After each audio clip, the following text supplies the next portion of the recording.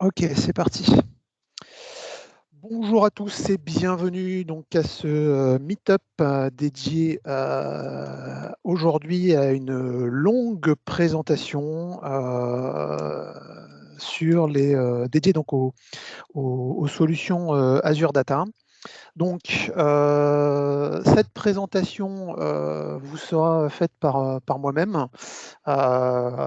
actuellement, donc Laurent, hein, actuellement architecte Cloud Data donc, pour ma société, hein, Premiseo. Je suis un ancien consultant Oracle, enfin j'interviens encore un petit peu sur ces solutions-là, mais maintenant je suis très impliqué sur les solutions data, notamment dans le cloud et donc plus spécifiquement Big Data. Donc je serai accompagné par Alexandre. Alexandre, je te laisse te présenter. Oui, bonjour à tous. Du coup, moi, je m'appelle Alexandre Bergère. Je suis ici Cloud Architecte et plutôt spécialisé data, comme Laurent. D'ailleurs, on s'est tous les deux rencontrés chez un de nos clients. On est tous les deux data architectes. Et je suis aussi le co-founder et CTO de Data Red Kite, qui est une solution qui permet de monitorer ce qui se passe notamment sur les data lakes d'Azure. Et je ne l'ai pas mis dans cette slide-là parce que c'est vrai que c'est plus ceux qui vont présenter. Mais donc le meet-up est également sponsorisé par Devoteam avec Cédric qui est ici présent. Donc Cédric, si tu peux rapidement parler de qui tu es et de ce que tu fais chez Devoteam. Cédric, tu es en mute, Cédric. Ah, voilà. Voilà, bonjour, C'est mieux. j'avais laissé le mute, désolé. Bonjour à tous. Donc effectivement, on sponsorise un petit peu les activités autour d'Azure avec vous, Laurent et Alexandre. Merci de nous y convier. Donc effectivement, donc moi je suis ingénieur d'affaires au sein de la société Devoteam. Plus particulièrement sur des entités Devoteam mCloud, donc autour de Microsoft, d'où notre présence. Et je porte aussi fortement l'offre data au sein de la société. Donc, je suis très intéressé pour savoir un petit peu ce que vous allez nous raconter aujourd'hui. Voilà. Bon, très bien. Donc, effectivement, allons-y. Donc, cette présentation donc, qui sera... alors, il n'y aura pas trop de démos dans cette présentation. Le but de cette présentation, c'est vraiment de faire un tour d'horizon assez large des solutions data qui sont offertes sur la plateforme Azure. Et en fait, à l'issue de de cette présentation, on vous fera parvenir un formulaire à remplir. Et dans ce formulaire, au-delà de la satisfaction que vous aurez pu retirer de cette présentation, de ce meet-up, on vous demandera s'il y a des solutions qui vous intéressent, plus dans une optique deep dive. Hein. Donc, je prends par exemple, je sais pas, moi je prends Azure SQL, là, le premier topic qu'on va aborder. Si vraiment vous voulez qu'on monte un meet-up sur Azure SQL, vraiment deep dive, ce qu'on peut faire, comment récupérer les logs, comment on le monitor et toutes ces choses-là, n'hésitez pas à nous le mentionner. Comme ça, ça nous permettra de cibler les prochains meet-up plus orientés data. Il y en aura d'autres qui seront plus infra, notamment avec Devoteam. Et David, je ne sais pas s'il est là, mais voilà. Donc, n'hésitez pas à la fin de ce meet-up de remplir le formulaire qui vous sera soumis. Donc, globalement, nous allons aborder à peu près tout ça, toutes ces solutions. Donc, par grande catégorie, hein, les bases de données relationnelles, les bases NoSQL, tout ce qui est stockage orienté Big Data, donc gros volume, stockage objet essentiellement. Et puis, toutes les solutions de compute qui sont associées à la data. Donc, on parlera un peu d'Azure Function, d'ADF pour tout ce qui est ETL, toutes les solutions de compute liées au processing des big data, hein, donc Databricks, Hadoop, Azure Synapse Analytics. Et on parlera également des solutions un peu intermédiaires qui sont un peu voilà, de streaming, notamment avec l'EventHub, le Hadoop Streaming, Spark Streaming dans Databricks, et la petite vague, c'est Stream Analytics, voilà, j'oublie toujours le nom. Donc voilà, on va aborder globalement tous ces sujets-là. Alors, pour la partie storage, 4 grandes parties, Azure SQL Database, Azure Database pour Postgre, Azure Database pour MariaDB et Azure Database pour MySQL. L'offre la plus importante dans cette affaire, c'est la partie Azure SQL Database, parce que c'est une solution Microsoft, et qui se décline en 3 sous-parties que nous allons décrire ici. Alors, Azure SQL, c'est quoi? Donc, c'est un service PaaS de base de données SQL Server que beaucoup d'entre vous connaissent. C'est un service managé. Alors, comme c'est un service managé, les upgrades, les patchs, les backups, le monitoring, tout ça est intégré dès lors que vous provisionnez un service Azure SQL. Ça fonctionne généralement sur la dernière version stable de SQL Server avec un taux de disponibilité proche de 99,99% en termes de disponibilité. Sur ce terrain d'Azure SQL, on a plusieurs modèles de déploiement. Donc, le modèle de déploiement le plus simple, c'est la single database. Donc, vous avez une database qui tourne sur votre serveur SQL de manière non partagée. Puis, vous avez la partie, le déploiement donc, dans un modèle Elastic Pool. Donc là, votre database fonctionne dans un environnement qu'on qualifiera de multitenante, c'est-à-dire que votre database va pouvoir évoluer à côté de d'autres databases qui sont provisionnées dans un jeu de ressources que vous avez au préalable bien évidemment provisionné et qui va vous permettre de vous donner de la visibilité, de la prédictivité sur le prix que va vous coûter votre infrastructure. Voilà, donc ça c'est les deux grands modèles de déploiement, Single et Elastic Pool. En termes de modèle de coût, donc on a plusieurs modèles. On a le modèle DTU.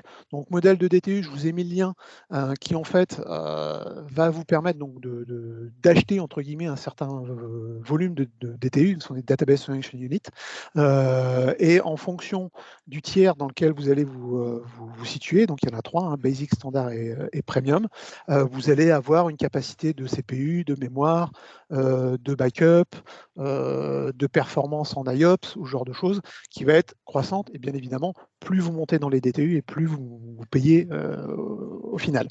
Donc là on est sur quelque chose de relativement linéaire en termes de coût puissance. Après vous avez le modèle Vector, donc là vous réservez carrément des cœurs de CPU, et puis bien sûr derrière il y a l'adaptation au modèle de mémoire, d'IOPS. Donc là on est déjà sur des choses un petit peu plus consistantes, et puis on a un modèle serverless où vous payez à l'usage. Voilà, donc là, en gros, dès que vous allez requérir de la puissance CPU, vous allez payer, et dès lors que vous ne faites rien, vous ne payez plus. Donc ça, c'est plus adapté pour des modèles où on ne sait pas trop comment on va consommer la puissance. En termes de services, donc on en a plusieurs qui portent différents noms selon qu'on est dans le modèle de DTU ou de Vector. General Purpose Standard, donc ça c'est pour les workloads plutôt communs. Business Critical ou Premium selon qu'on est en Vector ou en DTU. Donc là on est vraiment pour des systèmes bases de données beaucoup plus transactionnels avec des faibles latences en termes d'IO.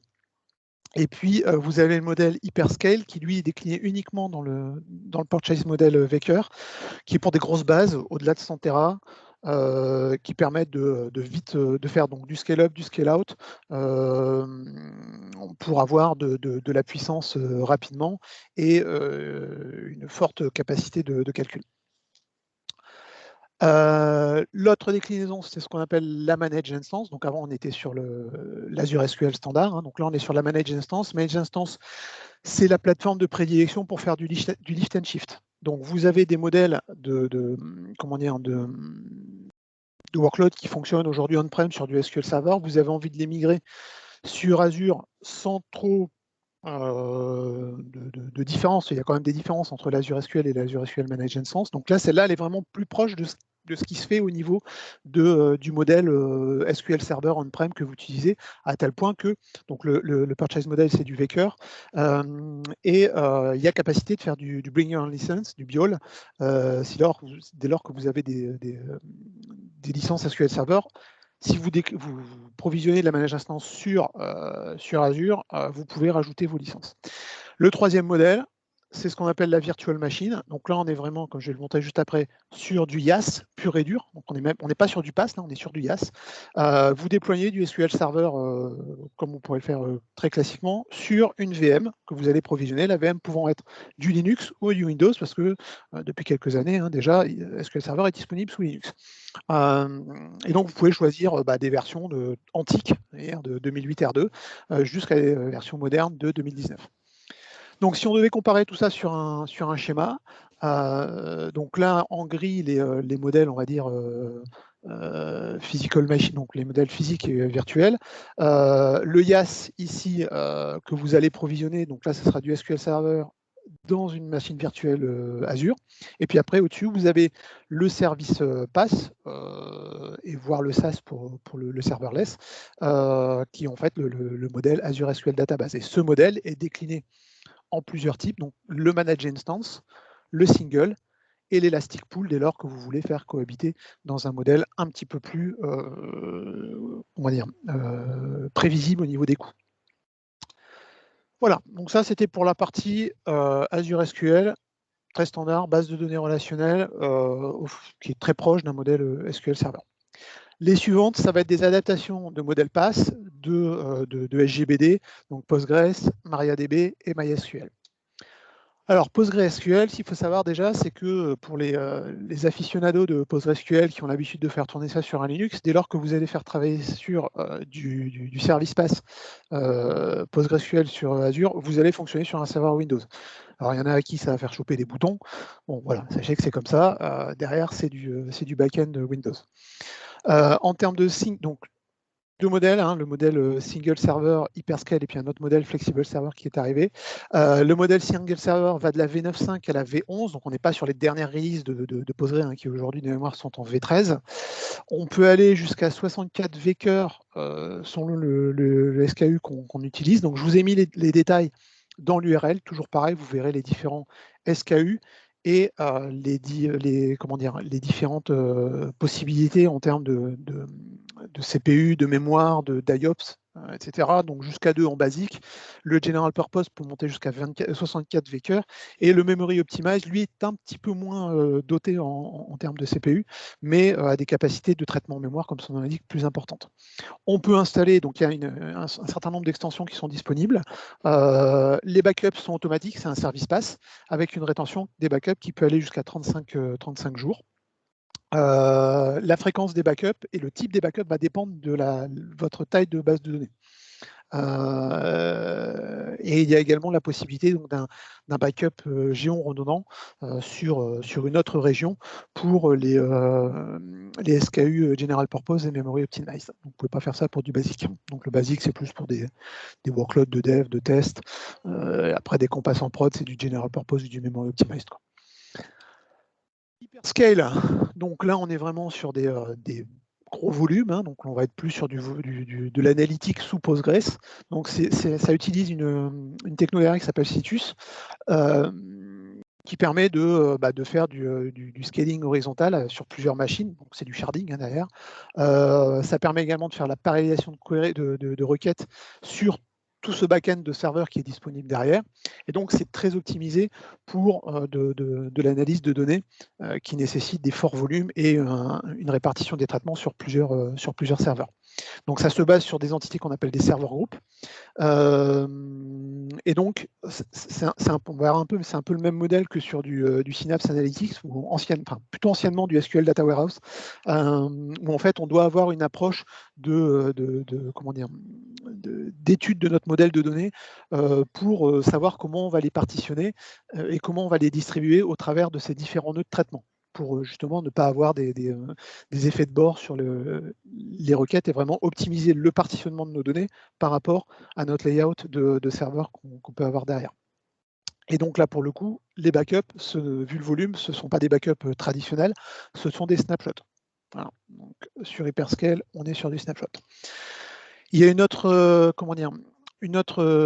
version qui arrive, donc c'est le Flexible Server, donc je l'ai mis parce que c'est du preview. Donc c'est en gros, c'est un modèle c'est un modèle automatique, bon, ça c'est Service Pass standard, qui va vous permettre de faire de la répartition de vos serveurs sur différentes AZ, avec un réplication, avec une reprise sur une instance en mode high availability. Donc vous allez avoir la capacité de reprendre l'instance directement par un autre nœud sur un stockage partagé. Idem pour les données. Enfin, tout va être séparé. Et puis vous avez également la possibilité de mettre du zone redondante en redispo. Donc là, on va plus être sur une sorte de stand-by database qui va streamer le flux des transactions sur un site ce qu'on appelle en warm stand-by, prêt à démarrer en cas d'incident. Donc ça, c'était pour Postgre. Pour MariaDB, pareil, c'est du Windows derrière. Donc là, on est sur pas beaucoup de versions, de la 10.2 et de la 10.3 sur MariaDB. Pareil, les SKU, on est sur quelque chose de très proche du modèle Postgre. Donc on a différents SKU qui sont à peu près les mêmes d'ailleurs. 64 pour le GP en termes de vecteur, 32 pour le memory. Les backups, c'est pareil, c'est géré automatiquement avec une rétention possible jusqu'à 35 jours et la possibilité de faire du memory, du géoredondant backup sur plusieurs régions dans les SKU General Purpose et Memory Optimized. Même combat, donc on est sur des versions pareilles qui fonctionnent sur Windows, single server 5.6, 5.7 et 8. Les SKU, c'est à peu près le même dimensionnement. Je vous ai mis l'URL pour comparer. Les backups sont automatiques sur 35 jours. Bon, voilà, c'est le même modèle, quoi. Globalement, c'est juste la version de SGBD qui va être un peu différente, mais c'est un service qui est managé. Voilà. Donc, vous ne gérez pas les serveurs, c'est un service pass. Sur MySQL, il y a également un flexible server sur à peu près le même modèle que je vous ai présenté précédemment sur Postgre. Voilà, je vous reprends, c'est à peu près les mêmes schémas. Alors ça vient de la doc officielle de Azure. Donc vous voyez, c'est exactement les mêmes modèles avec alors c'est pas vraiment un load balancer, mais c'est un switch, enfin la capacité à reprendre une connexion sur un nœud fantôme entre guillemets qui est prêt à partir sur la même zone pour éviter les interruptions de service trop rapidement. Donc là, c'est pour augmenter son RTO. C'est du failover, voilà, je trouvais pas le mot. Et pareil, le failover, la réplication des données sont sur le back-end de storage. Et puis sur la partie zone redondante, la capacité d'avoir du warm standby avec une réplication sur un serveur dormant prêt à repartir. Donc là, on va limiter le RPO sur du MySQL. Donc capacité de diminuer le RTO d'un côté, capacité de diminuer le RPO de l'autre côté. Voilà pour les bases de données relationnelles. Alexandre, c'est à toi sur la partie CosmoDB. Oui, du coup, effectivement, je vais vous parler donc de la partie NoSQL. Donc, chez Azure, c'est principalement un composant, donc Azure Cosmos DB. Pour ceux qui font du Azure depuis un petit moment, avant, ça s'appelait DocumentDB, qui était sorti en 2014, et ils ont renommé leur composant. Tiens, je veux bien que tu appuies juste sur le petit next, Laurent. Ah, super, merci. Donc, la particularité de Cosmos DB, c'est que c'est un service multimodèle database. Donc, ce qui veut dire que lorsque vous créez votre premier composant Cosmos DB, vous allez choisir quelle est l'API avec laquelle vous voulez l'utiliser. Donc, vous allez pouvoir l'utiliser soit du key-value avec Table, soit du column family avec Cassandra, soit du document avec SQL ou MongoDB, ou alors du graph avec Gremlin. Donc en fait, au moment où vous instanciez votre base, donc c'est au niveau de la base, vous allez choisir quel style d'API vous utilisez. Celles qui sont le plus utilisées, c'est MongoDB et SQL. Il y a notamment pas mal de projets de migration entre MongoDB et CosmosDB. Donc c'est une base où vous allez pouvoir effectivement avoir une visualisation NoSQL. Donc globalement, cette base mise en place par Microsoft, c'est une base qui est distribuée globalement. Donc vous allez pouvoir très rapidement scaler votre infrastructure, rajouter dynamiquement ou enlever dynamiquement des régions. Il y a aussi une configuration dynamique des régions qui sont read et write.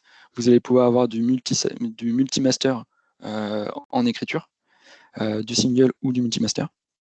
En termes de consistency, vous avez 5 modes qui va du strong à l'éventuel. Donc en gros, strong, ça va être, on va choisir que avant que ce soit visible partout dans le monde, ça doit être répliqué partout sur nos différents serveurs. Et éventuel, c'est dès que c'est disponible quelque part, c'est directement visible par un utilisateur. Donc on va vraiment pouvoir choisir la façon dont on gère notre Cosmos. Et ça a une SLA comme ce que présentait Laurent sur SQL Server. Donc on est sur du 99,99% en SLA. Donc voilà globalement pour Cosmos DB. Hop, si tu veux bien passer Laurent, s'il te plaît. Super, hop, les deux, ouais, super. Et même la dernière. Hop, pardon, non, du coup c'était, excuse, c'est que j'ai la barre qui cache le petit bouton. Donc juste un petit débrief sur les request units sur Cosmos DB. Donc Cosmos, comme pas mal de composants sur Azure, vous allez payer à la fois le storage et à la fois les requests. Donc les requests, c'est les fameux RU. Vos RU, donc en fait vous allez provisionner un certain nombre de request units à la seconde, provisionner soit au niveau de la database, soit au niveau du conteneur. Conteneur chez Cosmos DB, c'est l'équivalent d'une table dans un monde SQL. Donc, la première chose, vous faire attention, Cosmos, souvent on pense que c'est cher, parce que souvent on va vouloir mettre des request units au niveau du conteneur, donc au niveau de la table. De base, c'est 400. Donc si vous mettez 400 request units par conteneur et que vous avez très rapidement 15 conteneurs, effectivement, ça va être très cher. Donc déjà, le premier truc à faire, c'est de réfléchir, est-ce que je peux pas mettre des request units au niveau de ma database?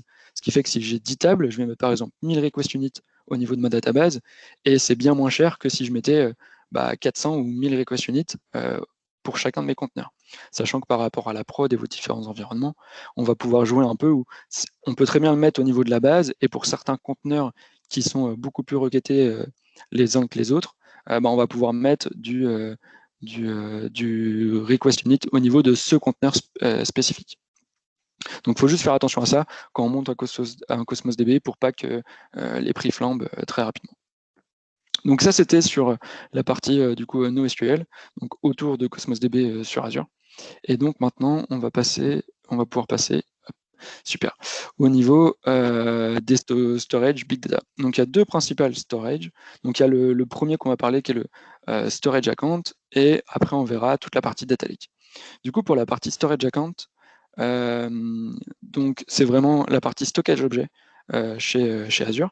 Pour ceux qui ont l'habitude de faire de l'AWS, c'est l'équivalent du S3 que vous retrouvez sur AWS. Pour la partie blob. Oui, pour la partie blob.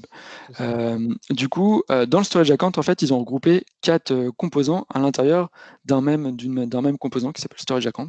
Vous allez avoir donc Azure Blob, qui est la partie justement pour stocker toute la partie objet, vos blobs, donc le fameux équivalent S3.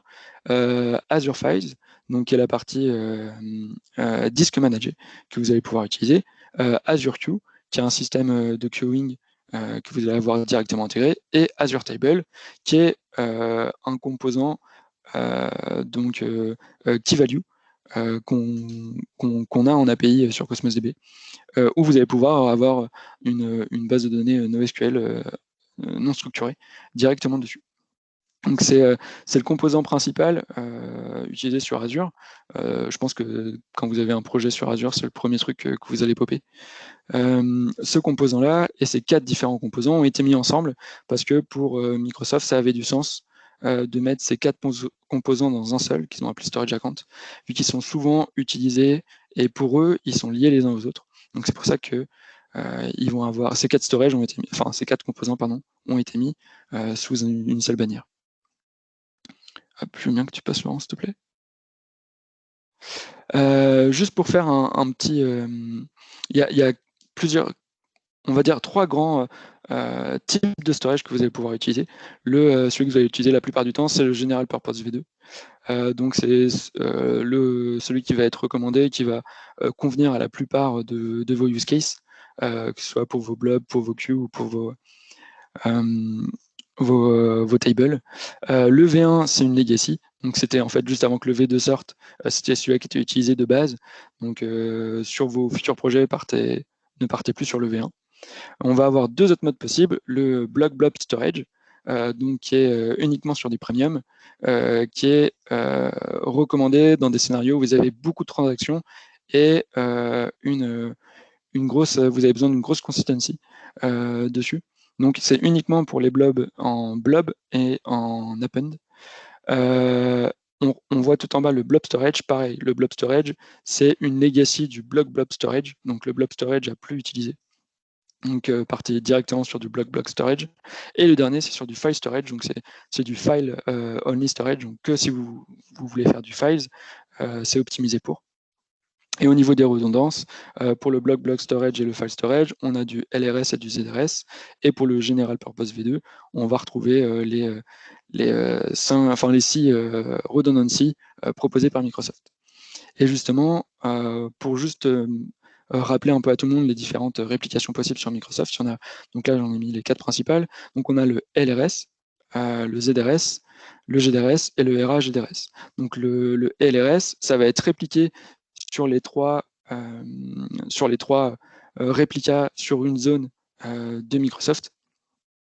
Le ZRS, ça va être sur les 3 zones de Microsoft internes, donc vous allez par exemple choisir North Europe, et en plus, il va potentiellement le répliquer ou non sur un deuxième data center.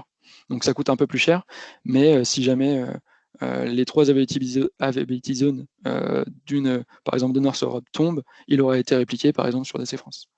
Là, GDRS, c'est si vous choisissez de le répliquer sur une autre région. Donc ça peut être si vous êtes sur North Europe, sur DC France, sur US, sur Asie, donc ça va être répliqué sur une autre zone, mais uniquement la réplication, pas de lecture. Et le RA-GDRS, c'est répliqué, et en plus, vous allez pouvoir lire au plus près de la zone géographique de l'utilisateur. Typiquement, le RA-GDRS, c'est ce qui est utilisé et ce qui offre la haute disponibilité de Cosmos DB. Vous allez en fait, vu que c'est répliqué partout, donc de base, Cosmos c'est du RA-GRS, c'est répliqué partout et l'utilisateur lit toujours au plus près de lui. Et du coup, globalement, si on fait juste un petit récap de ces réplications, en gros, le RAS, donc vous avez 3 copies qui sont sur un même data center. Quand vous partez en ZRS, c'est toujours 3 copies, sauf que vous allez le mettre sur un deuxième data center. Du GDRS, vous passez de 3 copies à 6 copies, parce que c'est dupliqué dans une autre région. Et le RAGRS, il y a 6 copies, et en plus, vous pouvez lire sur l'autre région sur laquelle vous avez dupliqué. Du coup, voilà pour toute la partie compte de stockage. Et maintenant, on va passer rapidement à la partie data lake. Donc, chez Azure, donc, il y a 2, disons, composants qui servent de data lake. On a l'Azure Data Lake Gen 1 et l'Azure Data Lake Gen 2. Donc, comme son nom l'indique, et comme tout à l'heure pour le storage account, le Gen 1, c'était la génération 1, qui est deprecated d'ailleurs maintenant si vous partez sur un nouveau projet, et qui à terme va sûrement disparaître du catalogue Microsoft d'ici quelques années. Et donc, le nouveau Data Lake Azure, donc qui est Azure Data Lake Gen 2, qui est sorti il y a 2 ans, je crois maintenant, qui en fait est derrière la même technologie que le Storage Account avec la génération 2, V2. Donc ces deux composants sont des Hadoop Compatible Data Repository. Donc derrière, ils utilisent la technologie Hadoop et vous permet donc de gérer votre data lake sur Azure.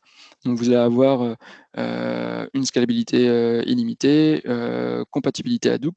Vous allez avoir 2 styles d'authentification possibles. Le premier qui est au niveau des ACL. Donc vous allez avoir du POSIX et des ACL, que ce soit sur Gen 1 ou sur Gen 2.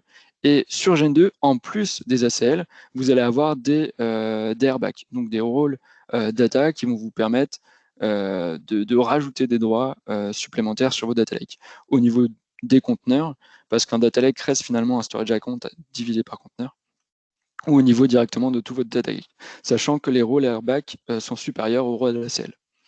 Vous allez avoir donc pareil des zones redundant storage et des géoredundant storage, donc les zones qu'on a vues juste au-dessus.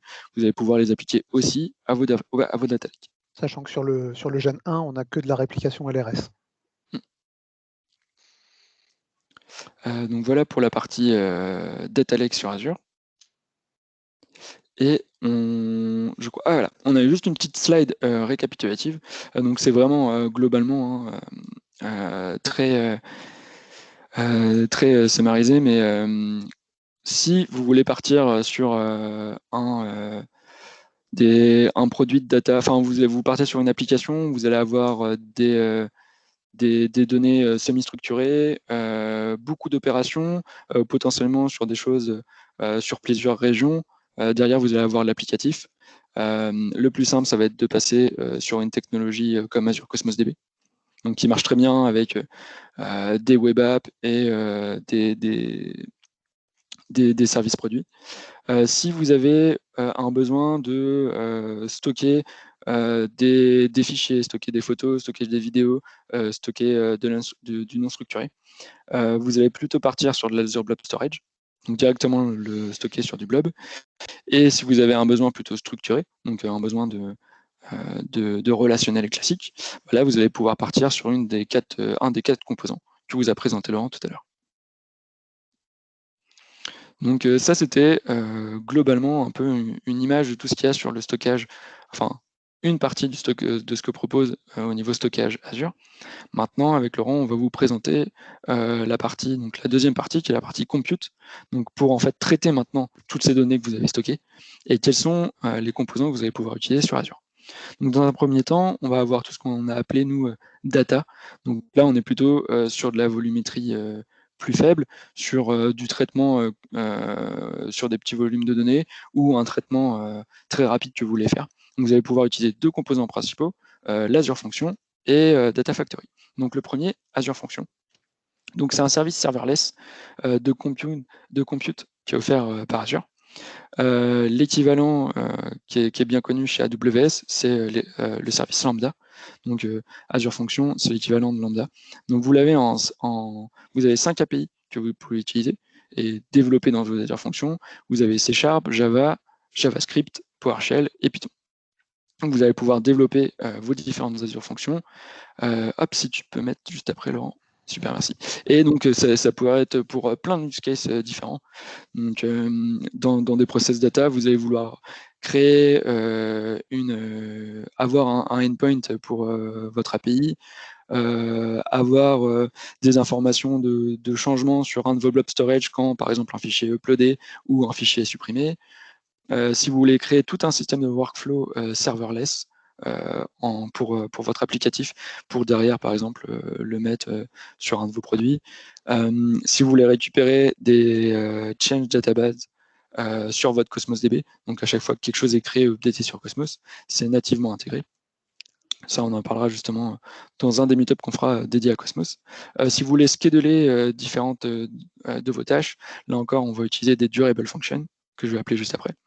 Ou si vous voulez récupérer tous les process de queuing qui sont sur Azure, donc Queue Storage, Service Bus ou Event. Donc au niveau de votre Azure Function, vous avez 3 plans de consumption plan que vous pouvez utiliser. Le premier, qui est consumption plan, vous allez pouvoir en fait tout simplement pay as you go. Donc vous déterminez une puissance donc B1 à S3 de vos Azure Functions et c'est du serverless derrière, donc partagé sur le différent cloud Azure. Et vous allez pouvoir runner vos fonctions sans payer, en payant uniquement ce que vous consommez. Ensuite, vous pouvez passer en Premium Plan. Donc là, c'est pour des applications qui sont un peu plus grosses. Vous allez pouvoir aussi faire gérer directement, faire du filtrage VNet en rajoutant par-dessus de la VNet injection directement sur vos Azure Functions. Donc notamment après pour filtrer sur vos storage accounts, sur vos data lakes, sur vos web apps, sur vos différents services que vous utilisez. Et enfin, le dernier c'est ASE. Donc là, c'est directement un service dédié pour vous dans votre réseau. Donc lui de base, vous allez directement pouvoir le mettre dans un VNet, évidemment en termes de prix et de puissance. Donc ça va du plus petit au plus grand. Donc le consumption plan, ça va être ce qui va être le moins cher mais le moins puissant.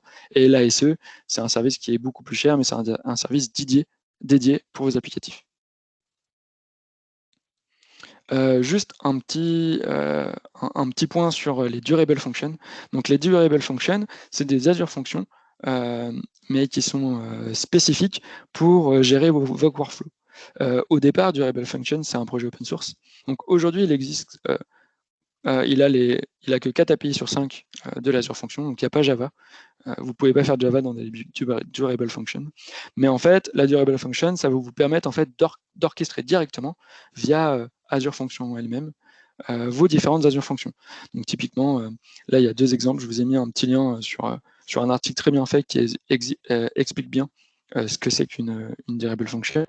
Mais en gros, ça va vous permettre d'orchestrer et de scheduler vos différentes fonctions. Et notamment, si vous avez des fonctions qui sont dépendantes les uns des autres, vous allez pouvoir récupérer l'output d'une pour renvoyer sur une autre Azure Function en lui donnant son input. Donc typiquement, ça marche très bien sur une réservation de vol ou des choses comme ça. Donc voilà pour les Azure Functions, donc le service serverless de data, et je laisse Laurent pour ADF. Ouais. Alors, ADF, qu'est-ce que cette chose? ADF signifie donc Azure Data Factory. Globalement, c'est une plateforme serverless d'intégration de données. Globalement, c'est un ETL.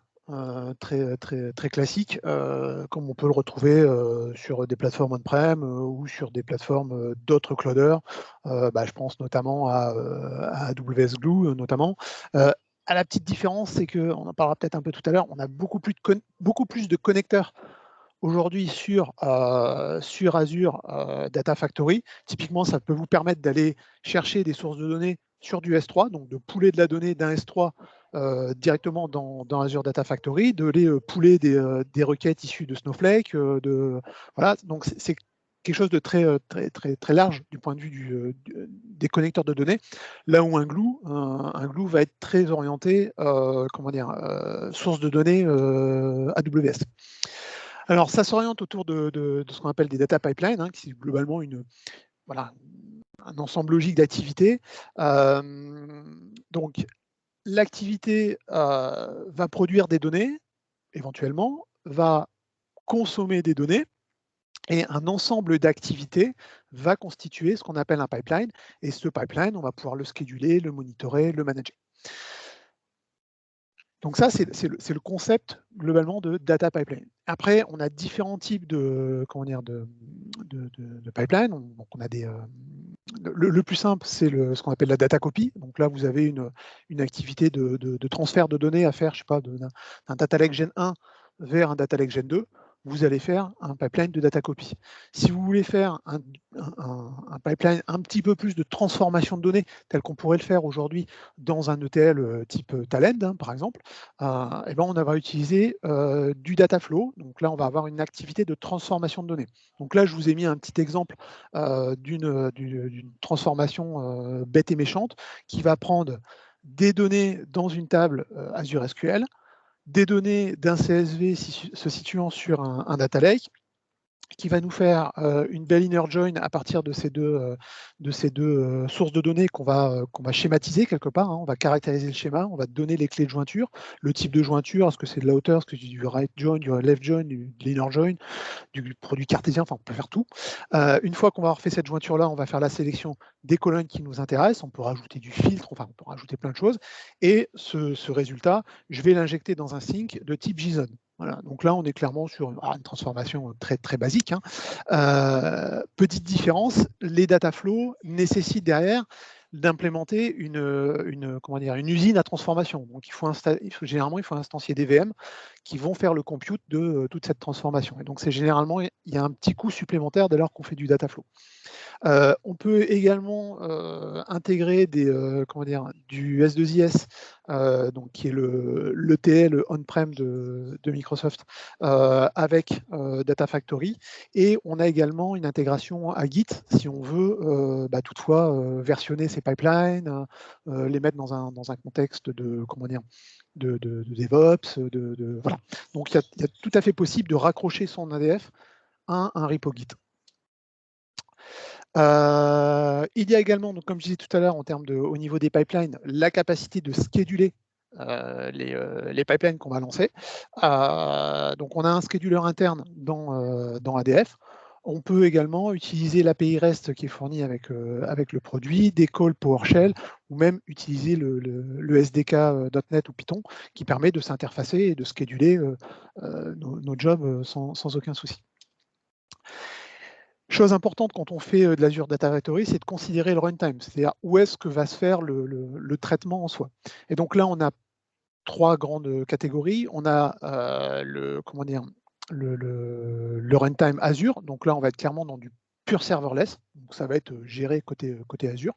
On a la possibilité de faire du self-hosted integration runtime. Donc là, vous allez pouvoir déployer vos pipelines quelque part dans des machines virtuelles Azure, donc dans un contexte Azure, bien sûr, donc c'est des machines virtuelles Windows, voire même le faire dans un contexte on-premise, si toutefois vous voulez faire vos traitements on-prem avec de l'ADF.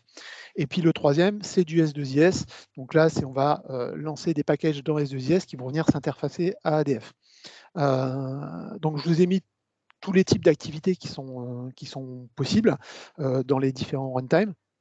On peut également, alors c'est dans le type d'activité, on a aussi des activités de dispatch, c'est-à-dire qu'on peut dispatcher une activité, un traitement sur un système tiers. Typiquement, on peut aller déclencher des traitements sur du Databricks Azure. On peut déclencher des traitements de compute sur du HDI qu'on aurait déjà provisionné. Voilà, donc sachant que la partie importante qu'il faut savoir, c'est plus sur la colonne feature, hein. C'est-à-dire que si on est dans un runtime Azure, bien évidemment, ce sera dans des transferts, des flows qui seront de cloud à cloud, intercloud Azure, hein, donc, ou alors intracloud avec d'autres sources de données via un réseau public. Le self-hosted, donc là, on va plus être sur du on-prem, donc de la virtual machine en termes de déploiement.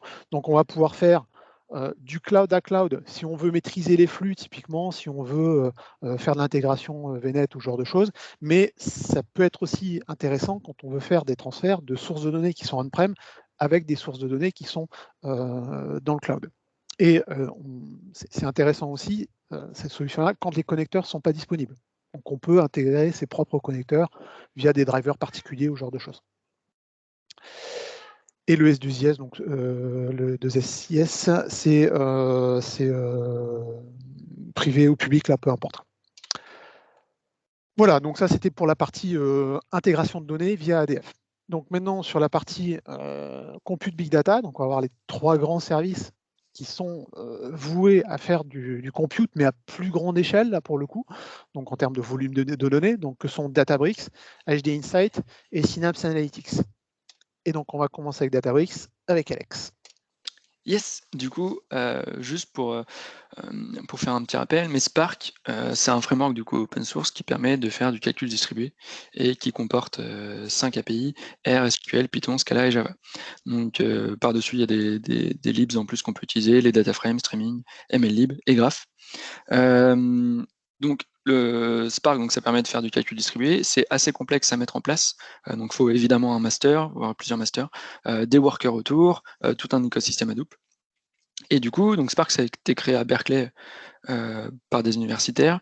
Et donc ça a été rendu open source, donc c'est une licence Apache. Et ces mêmes personnes qui ont créé Apache Spark ont créé une solution donc pour faire en fait du Spark managé qu'ils ont appelé Azure Databricks. Et du coup, tout cet écosystème est directement managé dans l'écosystème Databricks. Hop. Si tu peux juste... Ouais, bien sûr. Ah super, merci Laurent. Donc en gros, vous allez avoir un service managé, Databricks, qui va tourner sur Azure, AWS et depuis très récemment, puisque c'était en février, je crois que ça a été mis en place, sur GCP. Donc, vous allez avoir toute la partie managée donc, de votre service Spark, des machines. Vous allez avoir donc toute la partie runtime qui est intégrée. Donc, ce qu'il faut savoir, c'est que la partie Spark qui est sur Databricks, c'est pas la version Apache, mais c'est une version qui a été redéveloppée par-dessus par les équipes Databricks. Donc, c'est optimisé par les équipes Databricks. Vous allez pouvoir utiliser directement aussi Delta Lake. Donc, de la même manière où la version de Spark est optimisée par les équipes Databricks, la version open source Delta Lake est aussi optimisée par les équipes Databricks. Derrière, vous allez pouvoir utiliser toutes les parties machine learning et vos librairies préférées, TensorFlow, MLflow, PyTorch. Donc de la même manière, pareil, MLflow, donc qui est un service donc un service de machine learning qui permet en fait de suivre vos différents projets machine learning et qui aide la mise en production d'un projet IA machine learning ou deep learning, a été aussi développé par les équipes de Databricks. Et par-dessus tout ça, vous allez avoir un workspace, donc c'est un espace collaboratif partagé entre les data scientists, les data ingénieurs, les data analysts, où vous allez pouvoir interagir avec votre écosystème Azure. Donc directement sur les storages, vous allez pouvoir récupérer des données sur vos blobs, sur votre data lake, sur votre warehouse, un peu partout.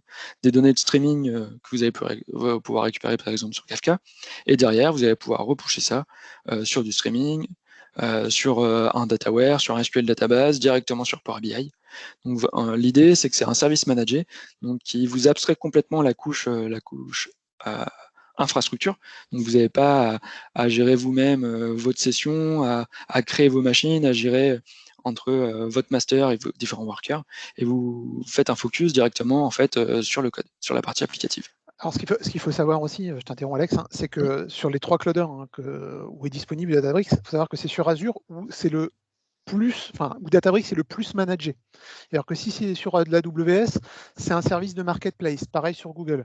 Et donc, c'est pas aussi intégré comme pourrait l'être sur Azure. Azure, vous avez sur votre portail, vous avez la petite icône Databricks, pouf, create workspace, pouf, vous créez votre workspace. Quoi. Sur AWS, c'est un peu plus compliqué. Il faut demander des relations de cross-account entre Databricks, entre votre compte et ce genre de choses. Et donc, ça nécessite de mieux contrôler les flux réseau et tout ça. Donc là, c'est quand même c'est sur Azure que le produit est le mieux intégré. En tout cas, le plus intégré. Pas le mieux, mais le plus intégré.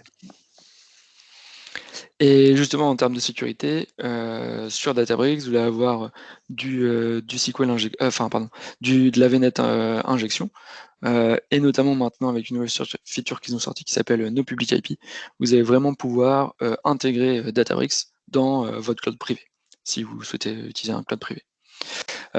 Et du coup, sur Databricks, donc il y a la partie workspace qui est vraiment plutôt pour les data ingénieurs et les data scientists, qui est la partie qui existe depuis le début sur Databricks. Et depuis l'an dernier, ils ont sorti une nouvelle, alors qui est toujours en public preview, elle n'est pas encore sortie en GA, qui s'appelle SQL Analytics. Donc ça, c'est en fait c'est l'équivalent du workspace, mais plutôt orienté data analyst. Par-dessus, vous allez vraiment pouvoir l'utiliser comme vous utiliseriez un SSMS pour faire du SQL Server ou Data Studio. C'est un outil de requêtage. Donc en fait, vous allez juste créer vos tables sur votre Metastore Hive et vous allez pouvoir requêter toutes les tables qui ont été créées. On n'a pas le temps d'aller dans le petit live, mais sur Databricks, vous allez avoir en fait plusieurs types de clusters. Les clusters interactifs, donc en gros, c'est ceux qui coûtent le plus cher et qui vous permettent d'interagir directement avec votre donnée, de taper votre code et voir le résultat directement. Donc, quand vous êtes en phase de dev, vous allez utiliser ces clusters. Ce qu'on appelle les clusters job. Donc ça, c'est ce que vous allez lancer quand vous êtes en phase de production ou en fait, donc ça crée des clusters à la volée et ça exécute soit un exécutable Scala, soit un wheel Python qui va tourner et s'exécuter. Donc ça, c'est 2 fois moins cher que les interactifs. Et enfin, sur les SQL Analytics, c'est un autre type de cluster encore qui est 3 fois moins cher que l'interactif et qui, en fait, par-dessus, ils ont rajouté un framework qui s'appelle Photon, qui est en fait une partie du Spark qui a été redéveloppée en C++ pour que ce soit plus performant. Et on en parlera pendant le meetup associé à ça, mais ça permet de faciliter et d'optimiser la relation entre ce qu'il y a sur votre data lake et directement des outils de BI tels que Power BI, Tableau ou Qlik. Et donc il va utiliser ce cluster qui est moins cher pour directement taper sur votre Metastore Hive qui lui en fait est connecté à votre data lake, S3 ou Azure Data Lake. Donc c'est un nouveau composant. Et toute cette partie-là, on vous en parlera un peu plus, parce que du coup, c'est le prochain meetup, on fera un focus sur ce composant qui est Azure Databricks. Et du coup, je laisse Laurent prendre la main sur les autres composants. Alors, HD Insight. Donc, HD Insight, c'est encore une solution managée. Alors, Manager, c'est entre le PaaS et l'IaaS, j'en parlerai juste après. Mais bon, en tout cas, c'est une solution managée. C'est un cluster Hadoop managé. Alors, je ne sais pas si parmi vous, il y en a déjà qui se sont lancés dans l'installation de clusters Cloudera ou ce genre de choses, ou pire encore, de la version open source de Hadoop. Enfin, c'est juste à s'arracher les cheveux. Là, on a une solution qui est tout intégrée. On donne la configuration qu'on souhaite faire. Je vous en parle tout de suite après. Et ça va popper l'infrastructure avec les bonnes VM, avec les bons rôles, la bonne distribution des rôles des rôles de node et ce genre de choses. Donc c'est basé aujourd'hui sur une distribution Hortonworks Cloudera. Donc c'est l'avantage, c'est que là on n'a pas à l'installer, c'est tout fait. Ça vient en plusieurs formes alors flavors ou goûts, enfin pas comment on peut dire ça en français, mais en tout cas, quand vous popez un cluster HDI, donc HDI Insight, vous allez devoir spécifier ce qu'on appelle le cluster type. C'est globalement quel va être le package logiciel que vous allez, enfin, le package logiciel que vous allez installer sur votre cluster Hadoop. Donc Hadoop, c'est le plus simple, c'est le general purpose. On va utiliser du HDFS pour le stockage distribué, les couches Yarn, MapReduce pour le compute, le Hive, le Pig pour l'interrogation de données en mode structuré ou semi-structuré, Scoop pour le transfert de données d'Hadoop vers des bases de données relationnelles, Oozie le scheduler interne. Donc là, on a quelque chose de très standard qui va pour tous les workloads, on va dire, qui sont très Hadoop. Et puis après, on va avoir des spécialisations. Donc, le cluster Spark, donc, comme disait tout à l'heure Alex, Spark, c'est open source, ce n'est pas un produit de Databricks. Et donc là, vous allez avoir la capacité à faire du Spark Summit et de le lancer des jars qui ont été compilés à partir de code Scala ou ce genre de choses, distribués sur votre cluster Hadoop. À la différence d'un Databricks, c'est que les composants Spark, donc les drivers, les exécuteurs, vont fonctionner dans des containers Yarn et ces containers Yarn vont être distribués sur l'ensemble des nœuds, enfin des worker nodes de votre cluster Hadoop. Kafka, c'est pareil. Donc là, on va avoir tout l'équipement pour faire du Kafka à l'échelle, parce que c'est bien le but aussi d'Hadoop, c'est de faire ça à l'échelle. HBase, c'est pareil, donc la base NoSQL Hadoop orientée colonne. On a un format aussi Hive LLAP, donc Interactive Query, ça veut dire quoi? Donc ça veut dire que globalement, c'est comme le premier, donc c'est un cluster Hadoop très general purpose, mais en plus vous allez avoir des librairies LLAP donc, qui vous permettent de faire du traitement interactif sur base de Hive. Donc Hive, c'est un moteur d'abstraction SQL, on va dire, sur du fichier structuré, semi-structuré en dessous, CSV, JSON. Avec LLAP, vous allez pouvoir faire de la requête vraiment interactive, beaucoup plus péchue que sur du Hive, qui lui qui se base sur le batch mode derrière de Hadoop. Voilà, donc ça c'est la forme Hive LLAP. On a aussi également une forme Storm pour faire du traitement de flux, un peu à la sauce Kafka, mais sur une autre techno. Et on a des services de machine learning basés sur R. Alors ces derniers, là, ML Service, ont un petit surcoût par rapport aux autres. Qui sont ce qu'ils sont, mais il y a toujours un petit coup à prévoir. Ce qu'il faut savoir, c'est que dès lors que vous allez popper un cluster HDI, vous allez avoir un certain nombre de formes de VM qui vont être associées au type de nœud. Vous allez avoir des end-nodes, des worker nodes, des nœuds zookeeper pour la coordination du cluster. Tout ça, c'est popé quand vous faites créer mon cluster. Tout ça, c'est lui qui se charge de la configuration du nombre. Enfin, le nombre de nœuds, c'est vous qui le définissez, avec des minima à respecter, bien évidemment. Mais derrière, vous donnez les formes de VM que vous voulez pour vos nodes, pour vos worker nodes, pour vos zookeepers. Alors pour les zookeepers, il faut des petits machins. Généralement, c'est du A2, du A3. Enfin, c'est pas des trucs très évolués, mais de toute façon, zookeeper, c'est pas un truc qui est ultra consommateur. Les worker nodes, les head nodes, ça va être plus le cœur du traitement de votre, le cœur de votre cluster Hadoop. Donc là, vous allez pouvoir donner des formes de VM. Si vous avez par exemple un traitement qui va être très très demandeur de traitement de fichiers avec du HDFS qui va être fortement sollicité, vous allez ou alors vous allez avoir beaucoup de fichiers dans votre HDFS. Donc, qui dit beaucoup de fichiers dans HDFS dit avoir la nécessité de muscler les headnodes. Donc, vous allez pouvoir donner des headnodes plus péchus pour pouvoir gérer un nombre de fichiers important. Voilà. Alors, en plus de ça, il y a quelques nœuds, les gateway nodes, qui sont des VM qui sont lancés. Donc là, pour le coup, vous n'avez pas le contrôle dessus.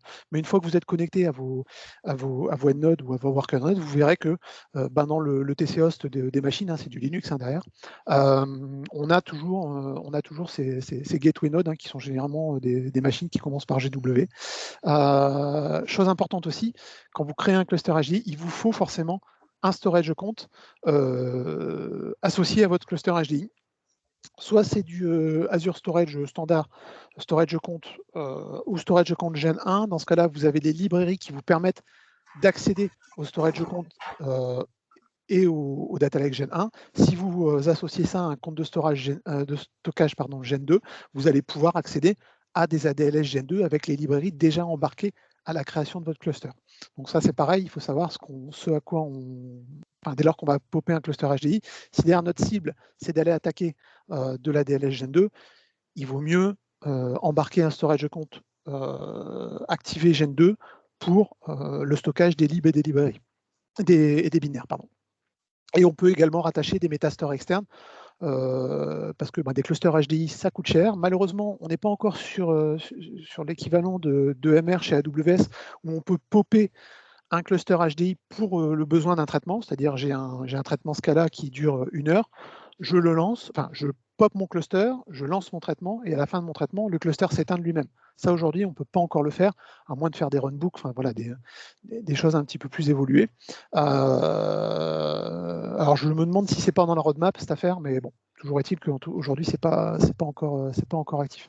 Donc, on peut externaliser les Metastore Hive, les Metastore Oozie, en baril un peu moins, mais il y a moins d'intérêt en tout cas. Voilà. Les plus importants étant les Metastore Hive et Oozie qui permettent d'externaliser la définition de nos tables Hive par rapport à leur localisation sur les storage comptes, le schéma qui y est associé.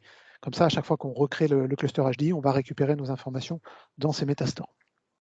Pareil pour Oozie pour la définition des jobs. Donc ça, c'était pour la solution Hadoop, HD Insight. Et donc la dernière, c'est Azure Synapse Analytics. Alors, Synapse Analytics, c'est une extension pour ceux qui ont connu de SQL Data Warehouse, qui est une base donc de Data Warehouse, donc une Massively Parallel Processing Database, MPP. Donc c'est une base massivement parallélisée sur beaucoup de nœuds. La petite nouveauté, maintenant ça s'appelle Synapse Analytics, c'est qu'on a la capacité, alors bien sûr, de faire de l'intégration Data Lake, ça on pouvait déjà le faire avec SQL Data Warehouse, mais on peut surtout intégrer ça directement à Azure Data Factory, à de l'analytique moderne via Spark et du stream analytique pour faire du traitement en real-time pour alimenter cette base de données de DataWare. Donc on a la capacité sur Synapse d'utiliser plein de langages différents selon le workload qu'on va utiliser. On peut faire du TSQL si on est dans un mode SQL Data Warehouse très, très traditionnel, du Spark SQL dès lors qu'on va avoir des nœuds de traitement Spark, et tous les langages du SDK, le Python, le Scala, le .NET. C'est une plateforme qui est prête pour l'analytique, donc on peut plugger dessus de l'Analytics Analysis Services, du Power BI sans aucun problème. Et en plus, on a une intégration au service de machine learning d'Azure directement dans cette plateforme. Donc, on peut aller consommer des données dans Synapse Analytics. Donc là, je vous ai mis un cas très traditionnel de pure business intelligence. Donc, vous avez on-prem des tables SQL. Avec BCP, vous allez les externaliser dans des formats plats, donc typiquement du CSV. AZCopy va vous les envoyer sur un blob storage. Ce blob storage, via Polybase, va constituer des staging tables. Ces staging tables, donc, qui sont des tables externes, pour ceux qui connaissent notamment Oracle, par exemple, il y a cette techno-là aussi, qui permet de séparer la partie metadata de la partie de data. Donc là, on est sur des tables externes. staging tables qui vont mapper un schéma sur les fichiers de données. Et puis, une fois qu'on a mappé ces fonctionnalités-là, on va, avec le langage TSQL, constituer un modèle en étoile en flocon de production, voilà, sur lequel on va brancher nos services de restitution, d'analytique ou de Power BI, voire d'API, si on veut restituer de la donnée à partir de là. Donc là, on est vraiment sur un pipeline très traditionnel de business intelligence, comme beaucoup d'entre vous certainement connaissent. Alors, clairement, Synapse Analytics, s'il y a moins d'un téraoctet, on va éviter. C'est un service qui est quand même pas donné et qui nécessite en plus, on verra juste après, de prévoir son modèle de données. Donc, on ne fait pas de la base traditionnelle avec Synapse. On a donc plusieurs modèles de coûts. On a un modèle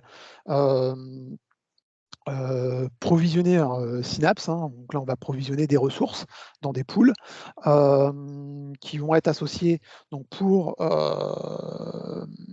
les pools Synapse, donc qui vont être associés à ce qu'on appelle des pools TSQL et ces mêmes pools vont être associés à ce qu'on appelle des data warehouse units.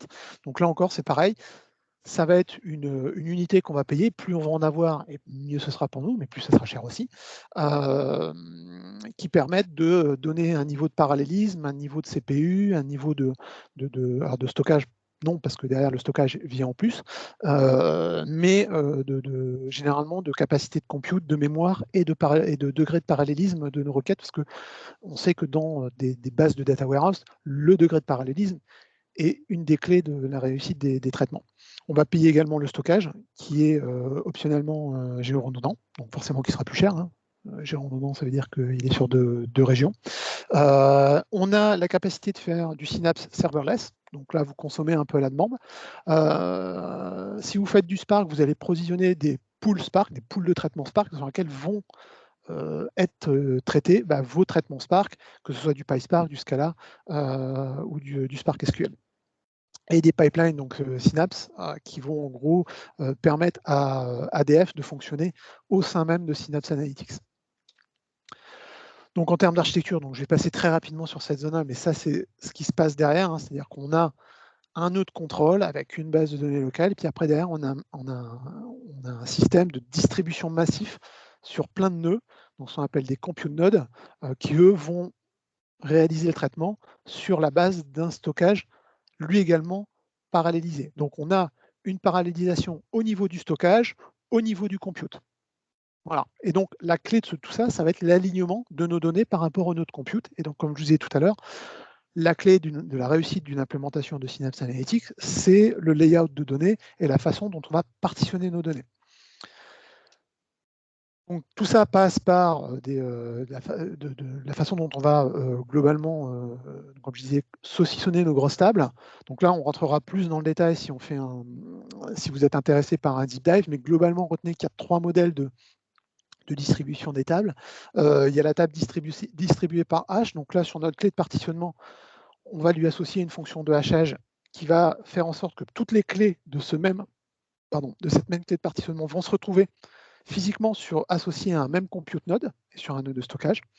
On a la table répliquée. Donc, alors, la table hash distributed, c'est plus pour de la grosse table de dimension. Donc, on a besoin justement de cette réplication sur des nœuds de stockage pour traiter la clé de partitionnement localement au nœud.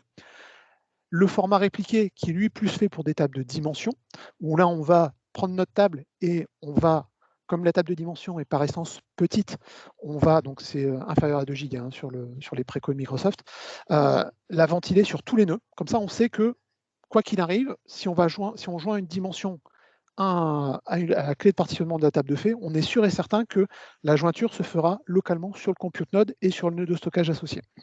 Donc dès qu'on va faire une relation fait-dimension, on est sûr si on a bien pensé les choses, on est sûr de tomber sur le bon node et on est optimal. Et puis après, on a le modèle un peu à tout faire, c'est ce qu'on appelle le round robin. Modèle un peu à tout faire qui est le modèle par défaut, mais qui est c'est one size fits all. Donc là, ça marche pour tout, mais il y a des moments, si vous mettez votre table de flé en round robin, ça va être un petit peu compliqué, quoi. On aura l'occasion de revenir là-dessus. Et donc, on termine là-dessus. Il est quelle heure? 18h39, on en a encore pour 10 minutes sur le streaming. Et donc là, je laisse la main à toi, Alex.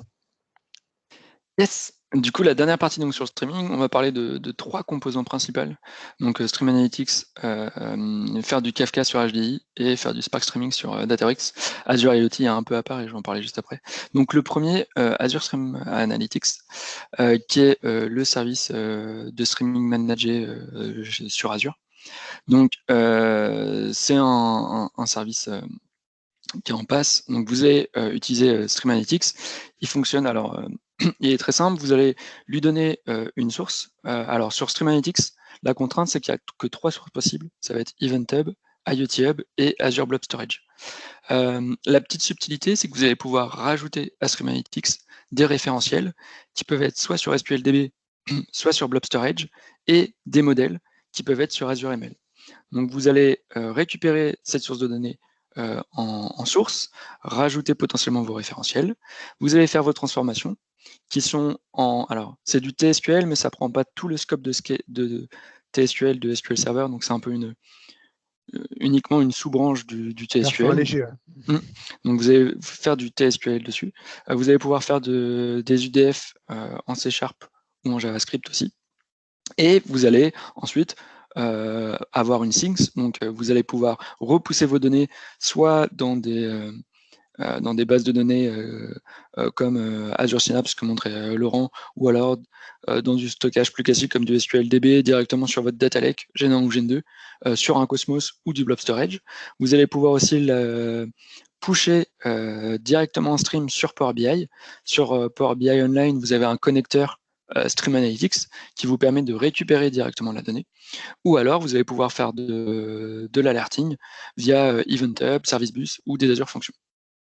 Donc c'est le composant sur Azure quand vous voulez faire du stream de manière managée. Juste une petite slide. Merci Laurent. Donc effectivement, comme j'ai dit, vous allez pouvoir faire des UDF et du ZDA qui seront uniquement en JavaScript et en C#. Et donc juste quelques scénarios, mais typiquement quand vous voulez faire de l'analyse en temps réel notamment sur tout ce qui est de l'IoT, la télémétrie, faire du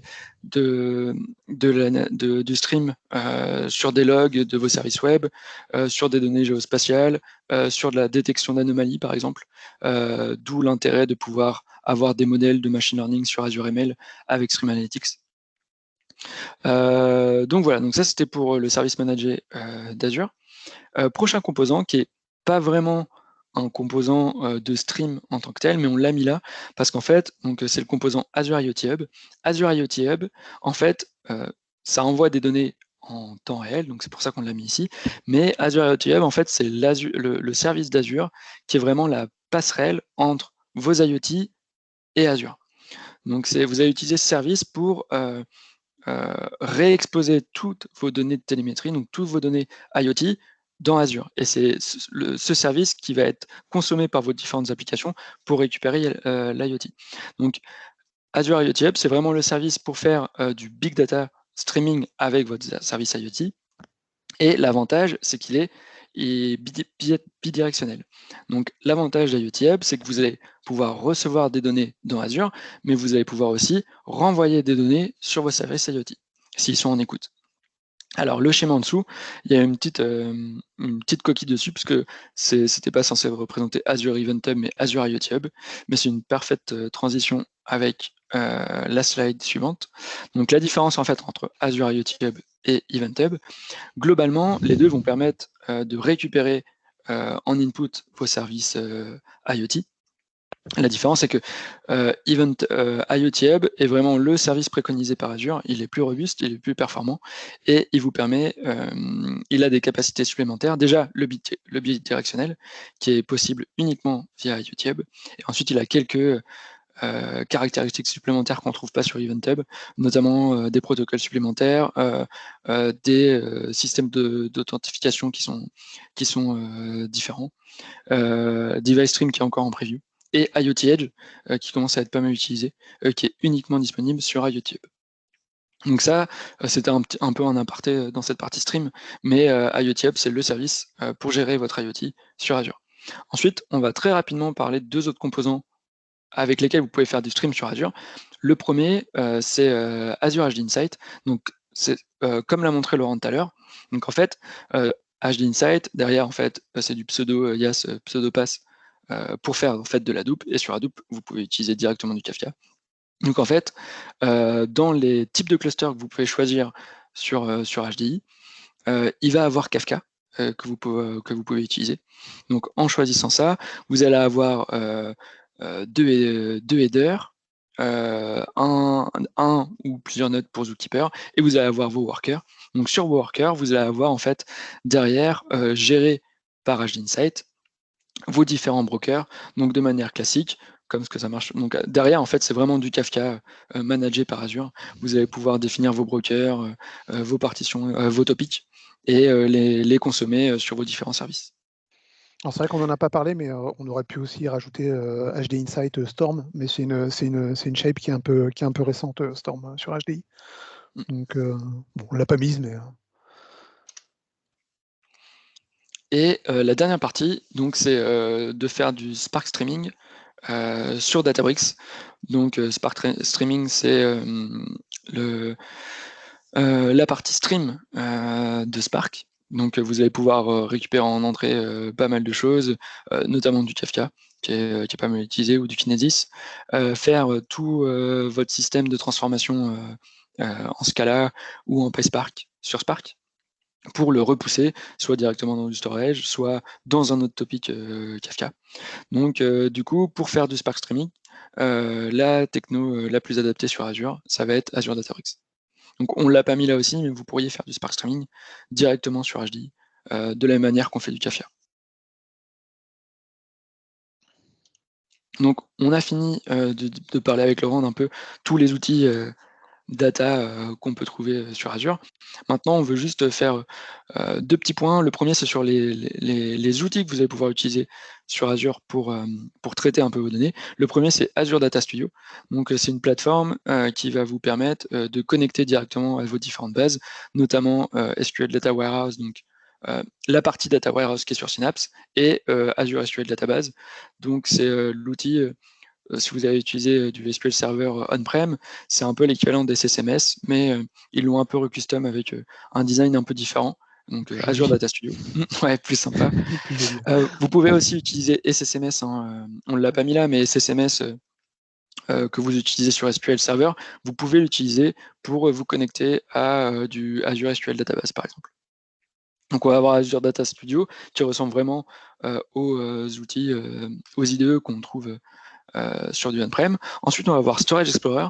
Storage Explorer qui est vraiment pratique sur tout ce qui va être Storage Account, Data Lake Gen 1, Data Lake Gen 2. Donc pour descendre en fait dans vos arborescences, vous allez pouvoir uploader des fichiers, télécharger des fichiers, supprimer des fichiers. Vous allez pouvoir aussi faire, notamment sur le Gen 1 et sur le Gen 2, toute la partie POSIX et ACL que vous pouvez gérer dessus. Donc faire votre partie d'habilitation directement via cet outil. Et le dernier outil que je pense que tout le monde connaît, c'est Visual Studio Code. Donc VSC que vous allez pouvoir utiliser pour développer vos Azure fonctions. Vous allez pouvoir aussi visualiser en fait dessus. Il y a, si vous téléchargez le plugin, l'Azure Storage de la même manière que vous voyez sur ASE. Vous allez pouvoir aussi le voir sur vos data lake Gen 1, Gen 2, déployer directement vos Azure App Services, etc. Donc c'est un outil vraiment puissant quand vous développez sur Azure. Et enfin, on a juste fait un petit récap sur les outils qui existent pour migrer vos données sur Azure. Donc on va voir Disaster Recovery. Quand vous avez un scénario, Disaster Recovery, vous allez pouvoir utiliser Azure Redundance Backup. Pour toute la partie ETL, c'est des services qu'on a parlé aujourd'hui, Azure Databricks, Azure Data Factory qu'a présenté Laurent, ou SSIS. Pour la partie migrer vos bases de données on-premise vers du cloud, il y a un service Azure Database Migration Services.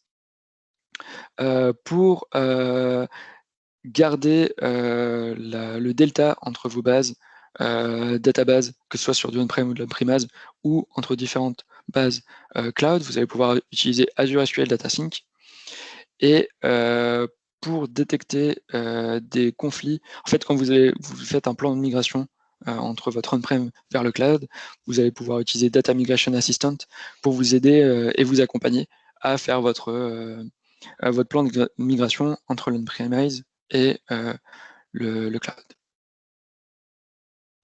Et enfin, à la fin, on vous a juste mis quelques petites ressources. Donc, il y a un petit site qui est bien fait. Ça a été fait. C'est pas fait par Microsoft, mais par des personnes autour, qui s'appelle Azure Chart. Donc, ça reprend alors une partie. Nous, on nous a montré la partie data, mais on retrouve un petit peu tous les composants d'Azure et leurs caractéristiques. Donc, ce site est vraiment bien fait. Il y a les icônes dessus et vous pouvez en fait voir toutes les caractéristiques de chaque composant Azure. Et le dernier lien qu'on vous a mis, c'est des ressources sur différents composants qu'on vous a présentés aujourd'hui.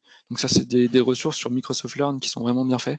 Donc on retrouve ici sur Data Lake Gen 2, Stream Analytics, SQL Dataware. Donc il reprend aussi une partie de Synapse qu'a montré Laurent, toute la partie relationnelle avec Azure.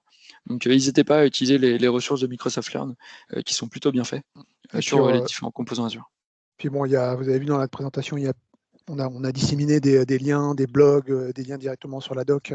Donc la présentation sera mise à disposition sur un GitHub. Donc on enverra un message à tous les participants qui se sont inscrits sur le site du Meetup. Ce que je vais juste vous demander, c'est je sais qu'on a abusé de votre temps, c'était riche, c'était dense.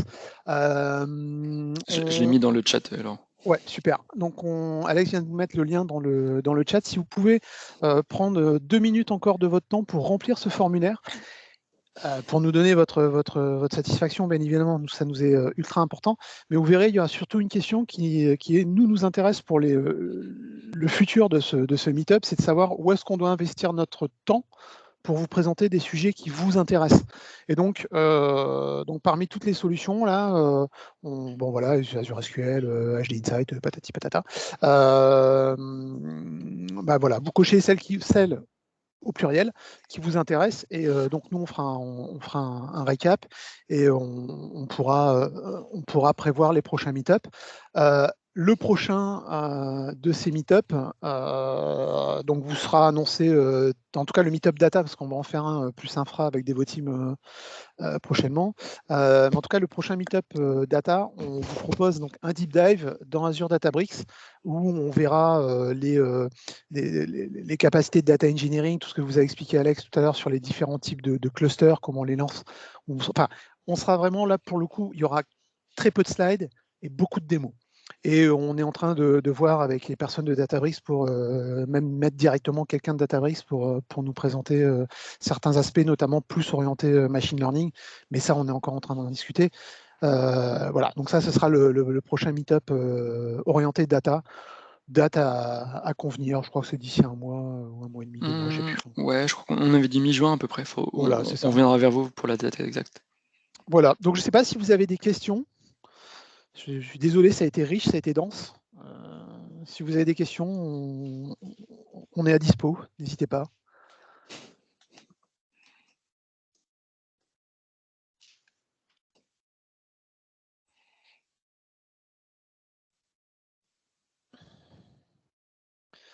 Pour ceux qui veulent parler, normalement vous êtes tous en mute, hein, donc faut démuter.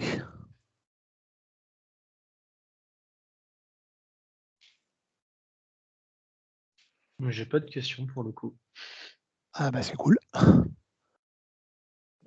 Très exhaustive. Ouais, c'était l'idée.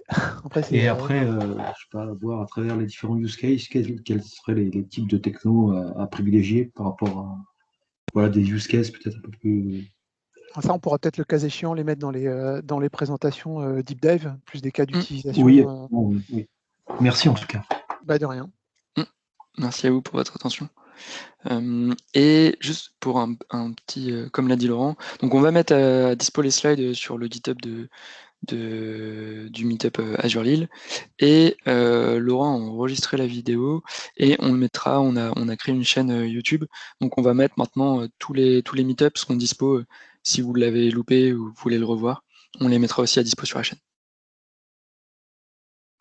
Et pour répondre à Christophe, effectivement, Postgre et MariaDB Est-ce qu'il est Je l'ai- prévu d'avoir je l'ai pas vu. Hmm. Faut le faire dans ce cas-là, il faut le faire en VM. Mais aujourd'hui en pass, c'est pas, je l'ai pas vu sur du Linux. En tout cas, le back-end de toute façon, c'est pas nous qui le gérons. Bah, c'est dommage, mais bon. Va falloir qu'on embarque des gens de Microsoft pour leur crier dessus en disant que c'est pas bien.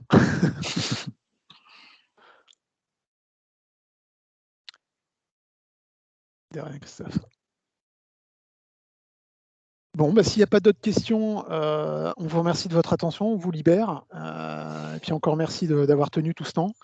Et on vous tient informé avec le lien du Meetup, le GitHub, le YouTube et tout ce qui va bien. Et promis, les prochains, il y aura beaucoup plus de démos. Voilà. En tout cas, merci beaucoup à tous. Merci à tout le monde. Bonne soirée.